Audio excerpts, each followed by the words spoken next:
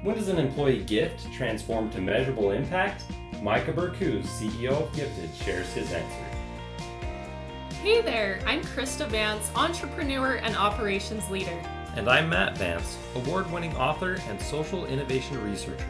We're your hosts of the Culture Profit Podcast. Your place for purposeful company culture strategy. Learn from HR pros, executives, and thought leaders how to prioritize profits by prioritizing people.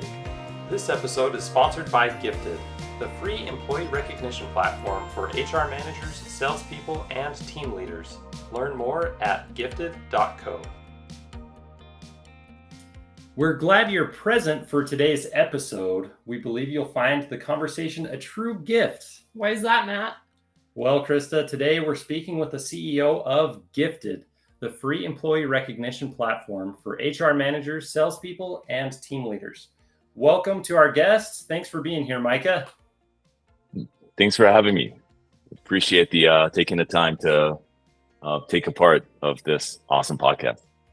Well, thank you. So good to have you. Thanks for joining us. For our listeners, Micah is one of the world's foremost leaders in the gifting industry. With a programming background and passion for business, he was a founder of By Me back in 2008.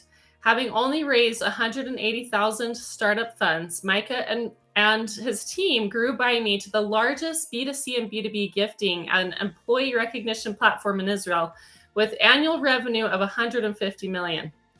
Micah has since exited By Me and moved to San Francisco to focus on Gifted.co and enhancing the rewards and recognition programs for HR departments everywhere.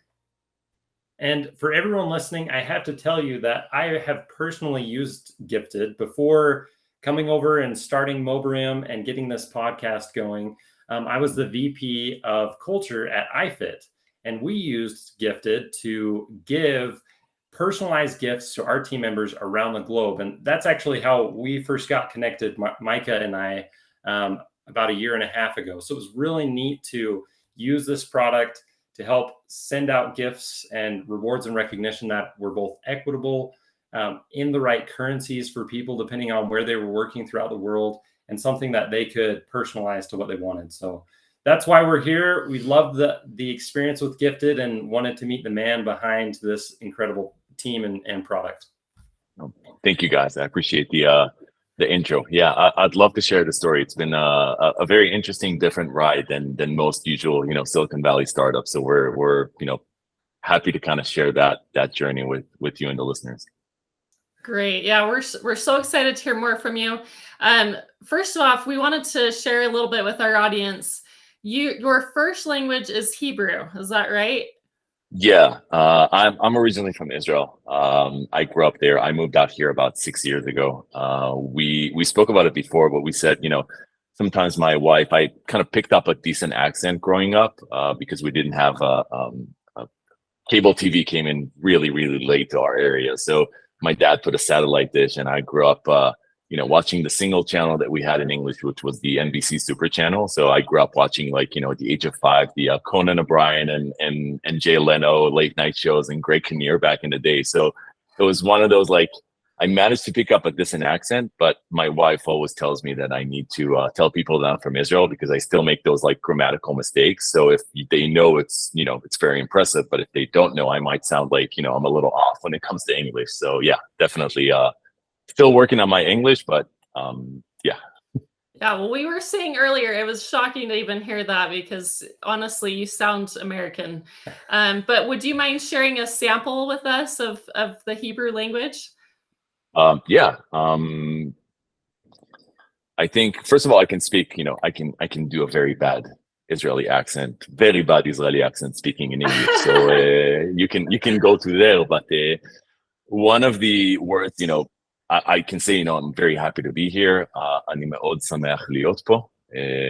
So I'll be happy to give a free Hebrew lesson to any one of the listeners who is willing to invest, 20 minutes in learning the basics of the most common important Hebrew words. I think toda means thank you. So toda for having me here. Appreciate it. I like that. Well, it's such a soothing sound. That's really neat. Toda, yeah. I'll see if I can remember that by the end of the episode. So tell us how you got into the gifting industry, Micah. Yeah, by pretty much by chance. I actually grew up playing basketball. You can't see it on video or on video right now, but I'm 6'8", so I grew up playing basketball professionally, and had to kind of forced to retire at 21. Had a little bit of an injury, and then kind of found myself falling in love with programming, and was back in like early late 90s, and I kind of worked as a developer, as an engineer, in a few companies. And one day, my sister bought me it wasn't my sister, it was my ex-girlfriend bought me a PlayStation, and my sister wanted to buy me a gift card for, to buy a game for the PlayStation. She spent like the whole day, getting into the car, driving, getting parking, paying for parking, going to the shop, buying this piece of paper. And then my other sister and my mom wanted to kind of chip in, and they wanted to add, a few dollars to create like one big gift. And I was like, it can't be that, back in 2008, there's no reason to waste so much time to get a piece of paper that is worth X number of dollars. And that's when I tried to look up online to see if there's anything out there, and there was nothing. So we started kind of trying to transition the whole plastic and paper gift card to a digital platform. It was an interesting time because it was back in 2008, the world kind of collapsed, and the rise of the daily deals website came up, the Groupons, Living Social, and all that stuff. And it gave us a good push because it kind of the stars aligned, because it brought us to the point where the fear of putting your credit card online went away as soon as you got an 80% discount with Groupon. So people were like, who cares about security when I'm getting a massage for 80% discount? And that opened up the floodgate of people kind of moving from, the regular e-commerce to, widely using credit card online, specifically in Israel. And that was kind of the start of coming up with an idea. I went back home, wrote down an idea of what that platform is going to look like, and then got on my scooter and went door to door to businesses in Tel Aviv, trying to get them on board to connect with their point of sale to do the gift card transaction. And that was the beginning of getting into the gift card industry. And we tried to set up the company. I, partnered with my co-founder, Shai, and we got to the point where we tried to raise capital, couldn't raise any money. I had a website building development company that kind of paid the bills for the month. And we got to the point where we went to all the VCs, and they all told us no. And we couldn't get the money to set up the operation. I got rejected from pretty much every venture capital in Israel. I have a folder on my Gmail that is called no ! And it has all the rejection emails of all the VCs that said this is not for us. And the funny thing, that was one of our clients on my website building company that we built their website. I kind of pitched the idea to him. He said, you know what, it's interesting. And my co-founder said it in the best way possible. He said, we like him that there's a product, and he liked us that there's money. So we got to the point where we got it wasn't even an investment. It was like $150,000, $160,000 line of credit from the bank to set up the company. And that was the beginning of the Buy Me, which was our Israeli gift card operation. It was strictly a B2C play. It wasn't like a B2B employee recognition. But after getting a lot of those retailers and nationwide brands, we realized that we have this amazing gifting content network. Why not build another layer on top of that for employee recognition? So that's where the employee recognition layer came in, and the gifting aspect of working with other companies. And that's where the whole thing kind of took off. And fortunately, the right place at the right time, we kind of managed to build a pretty substantial brand there. Holy cow. That's impressive. And so you had a successful company, and you moved on now to Gifted. And previously you told us about some advice that you received that has helped you in doing business. And if you could share that advice with our listeners. Yeah, it was, I played basketball, and right after that got into learning how to kind of code and work as an engineer. I never had any formal education, kind of barely got through high school. And so my kind of business school experience comes from reading and learning and all those things. And it was one of those moments where and it's a story that I like to share with entrepreneurs as well. It was one of those moments that your life is kind of divided to before and after you heard something, and it changes your whole perspective. It doesn't happen a lot, but this was one of those moments. And it was an article that I read about Mark Cuban from Shark Tank, the owner of the Dallas Mavericks. And they asked him a really, really interesting question. It was like, what is the most important quality for a person that is working for you? And you would say, for people that work for me, I love people who are smart, driven, loyal, whatever quality that you think of a person. And he said, those things don't interest me. And the only thing that is interesting for me was, do these people take pressure off me? And a person that takes the pressure off me becomes invaluable. And I was like mind blown. And I thought about the whole thing of like, wow, that is very interesting. How do we, I went back to my team and I spoke to my VP of R&D back at Buy Me. And I said, you know what, we had a team of 30 engineers there. We grew up to having a team of 150 people. So there's a substantial engineering team there. And I asked him, can you divide the team to the people who are adding pressure and the ones who are relieving pressure? And he came back day later and it's like, wow, this is unbelievable. I know exactly who are the strong players. I know exactly who I have to work with. I know exactly, unfortunately, there are two people that we have to kind of, have a talk with and maybe let go. But the idea of relieving pressure kind of seemed to fit into not just the C-level executive level of management, but also every level of management. And even to go a step further, and this is something that we can kind of translate to our company, we were so impressed by this kind of method that we turned it into one of our corporate values. So relieving pressure, not just between team members and managers, but also between team members. So my engineering teams knows that they have to keep the platform stable because that relieves pressure from our customer success team dealing with bugs and issues and problems with the platform. And our marketing teams know that if they do a great job, that relieves pressure because the sales team will have an amazing pipeline that they can work with. So the whole relieving pressure aspect of it kind of translated into pretty much every aspect of our company. And it was fascinating to see how something so small can have such a profound impact on the way that our company operates. Man, that is so inspirational of how you learned something personally, and it was just this epiphany moment that helped you see things so much clearly, a different lens to look through of how to evaluate teams, and then embedding that as a company value for Gifted and operating your business and your teams, leading your teams that way. It's really, really cool. So do you have any other thoughts about how you speak to your team members? Is it part of the hiring and firing practices of Gifted? I'm just curious, if there are other ways it's applied. If you can repeat that, Matt, I just lost you there for a connectivity issue for a second. Oh, so yeah, no worries. Just the last question. Yeah, I was just curious if relieving pressure is part of the hiring criteria, firing criteria, and other ways that you help encourage that, relieving pressure behavior among team members. 100%. I think that's one of the number one. Of course, everyone should have a grace period, and I think we can't be as effective to the company. There is also, I look at it from a very active and passive perspective. There's the passive perspective of someone who came into the company. He or she are still learning what they need to do, and they ask the right questions, and we help them with the onboarding. They go through the whole training session, and they work with our training kind of.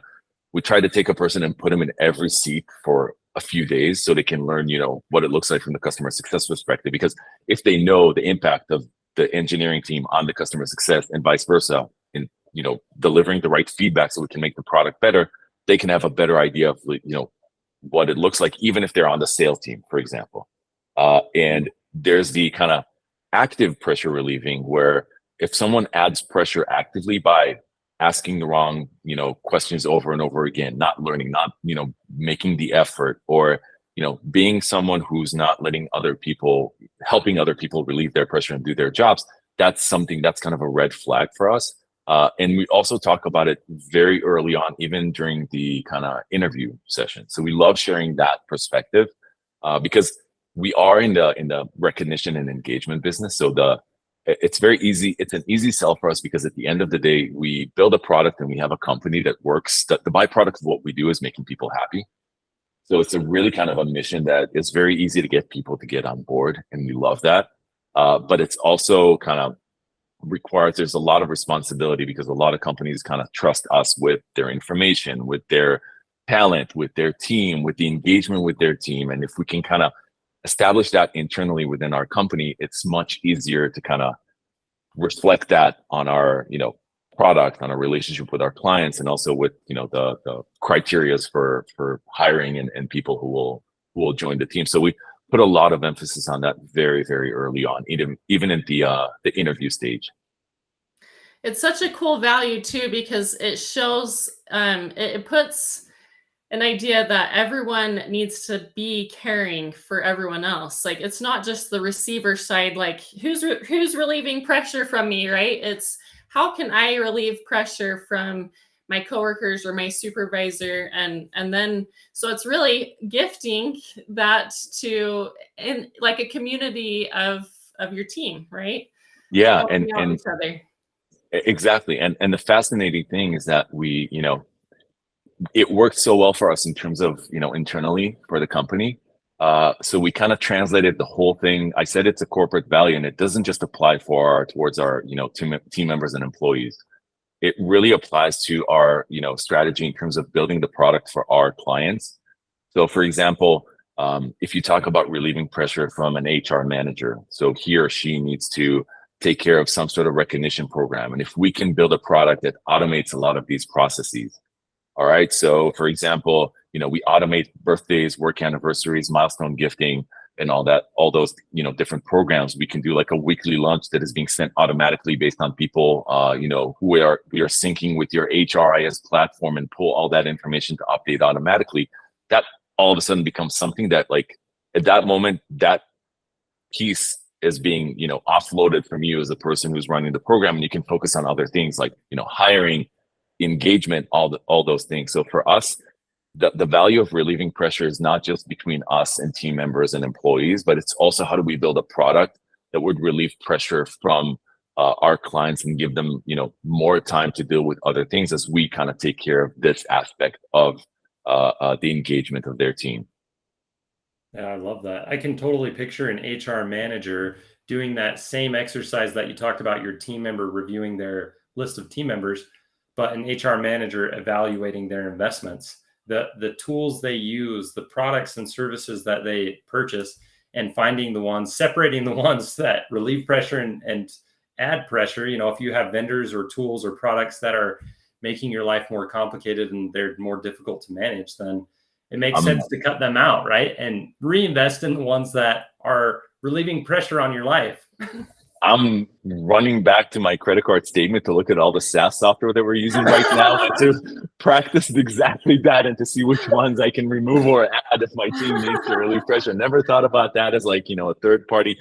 We thought about it from us as a provider, but never as a user. So thanks, Matt. I'll definitely use that right now and see if we can practice what we preach.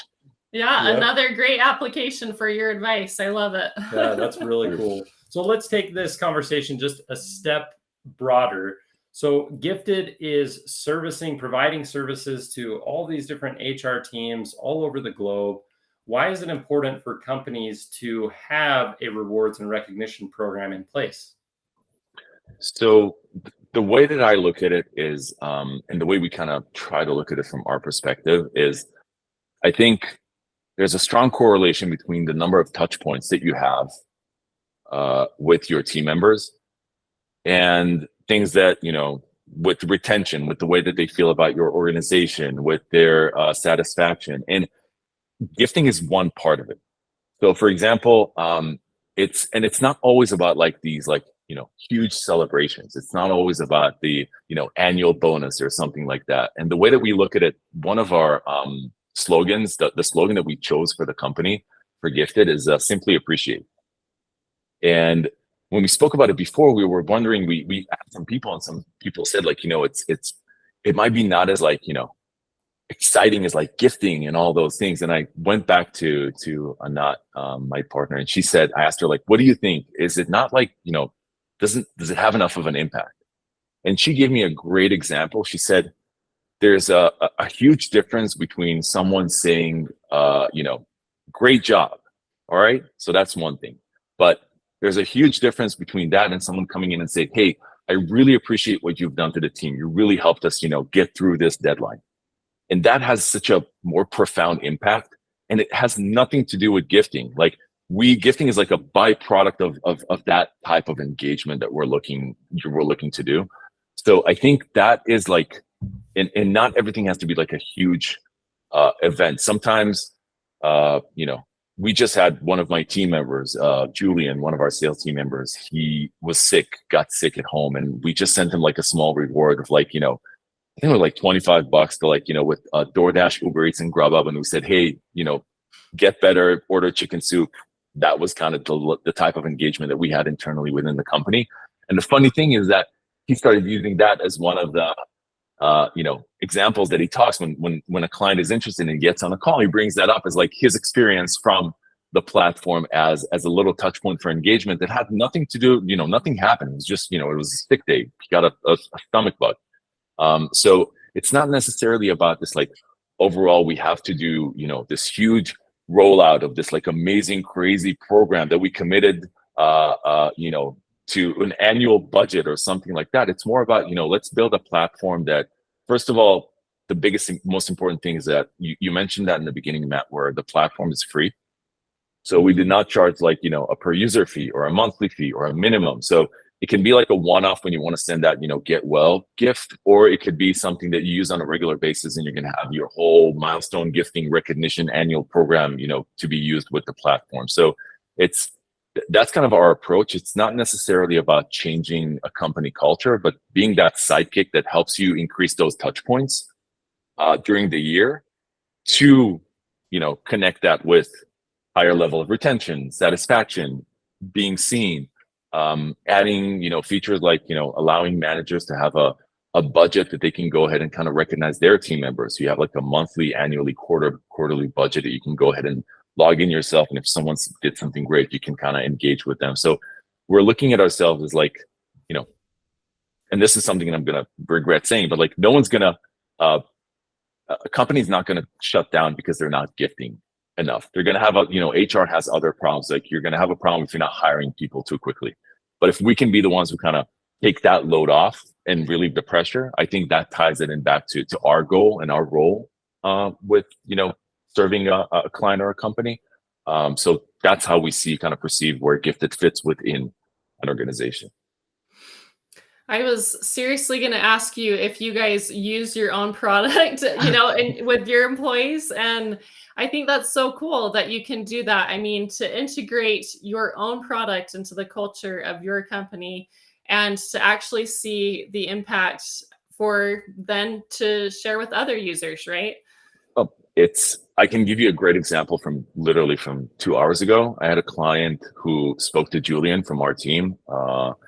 And one of the things that he said is that this person is originally from Ukraine, and Ukraine is celebrating their Independence Day. And we have a whole team in Ukraine of engineers that we support, and we support it through the war and everything that's going on there. And he asked me if it's okay to send that client a small gift. He's right now in Turkey, and we have some gifting options in Turkey, and if it's okay to send her a gift. So we created like a version of our logo with the Ukrainian flag, and we sent them a small Happy Independence Day gift to someone for that specific occasion. And it didn't come from me, it came from him. Like he came up with the idea. He came up with let's create something in terms of our brand and how that supports Ukraine, specifically for that person living in Turkey right now. So it kind of came together as an opportunity that we learn all the time. Every day that goes by, someone comes up even from our team with an idea of how we can kind of recognize or engage with people, not necessarily internally as team members, but that was a perfect kind of opportunity and recognition option for that specific occasion. Man, it's clear that it's impacting your culture very positively, and even bringing just innovation within your own employees on how to use the product in multiple different ways. Thank you. And one thing I wanted to add, Micah, just kind of from my own lived experience when I was using Gifted, at iFit, the person receiving the gift has the opportunity to send a message back to the person that shared a message. And I was the one sending all of those out to all the employees. And so I would get emails back from people seeing the impact that a small gift or piece of recognition made in their life and in their day. That day, it wasn't necessarily something that changed their life, but for some people, it was more significant. And seeing those little messages come back just helped me realize that this is something that helps reinforce relationships. And for everyone listening, there's lots of different ways that we can recognize our teams. And it can be everything from just a simple comment or a simple Slack message really quickly that's timed well and is personalized. And then just adding that little gift to it just helps it feel that much more significant and meaningful. So I think it's definitely powerful. Yeah. And Matt, I think one of the things that are like, that's, if you look specifically in the HR space, it's one of the hardest things to quantify. If you look at sales and marketing, like you put $1 here and you get $1.02 on the other side, you did a great job. Now let's scale this. It's very hard to kind of measure, if you invest X number of dollars into recognition, you don't get that immediate return, but you get that as a feel that you get in the company. And we added that thank you feature just to be able to say, all right, we did this campaign, we sent everyone, a gift, or someone sent a gift, and they are able to send a thank you through the platform.